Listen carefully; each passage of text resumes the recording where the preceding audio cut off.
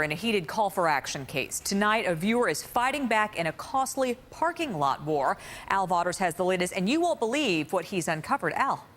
Well, Diana, as more and more parking lots downtown drop their parking attendants and replace them with machines, it's adding confusion for drivers. But some operators are leaving no room for error. If something goes wrong, you pay dearly. Yvette Hicks found herself stranded with 3 small kids when her car was booted in this parking lot last month. The cost to get the boot removed, $100, and Yvette was furious. You were trying to pay. And my money wouldn't work. Your money? Right. Okay. My money wouldn't work, and I didn't have a charge card. Yvette went to small claims court to get her money back, accusing the parking lot operator, Paid to Park, of overcharging her. And she named Mark Croce, a high-profile developer, in her claim.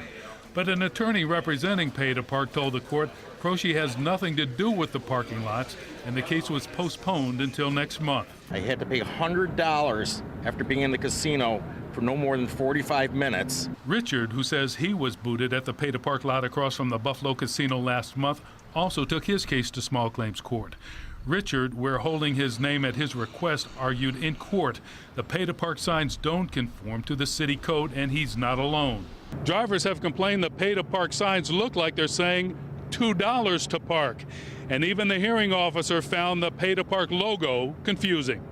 Buffalo's parking code requires private lot operators to post signs near each entrance, conspicuously and visible from the street, naming the licensee, hours of operation, and the rates charged. They should show the pay rate or the charge, the daily charge, the hourly charge, a weekly charge.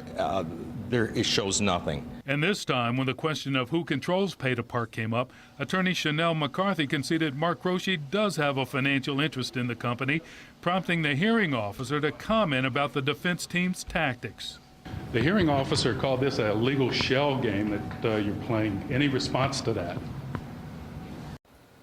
Now, we called Paid to Park and Mark Croce to get a clarification of his relationship with the parking company, corporate name, Skydeck Corporation, but our calls have not been returned, nor the email to Croce himself. Shell game, that's interesting. Now, at the very beginning of the story, you mentioned that you're seeing more and more parking lot attendants going by the wayside for these machines, right?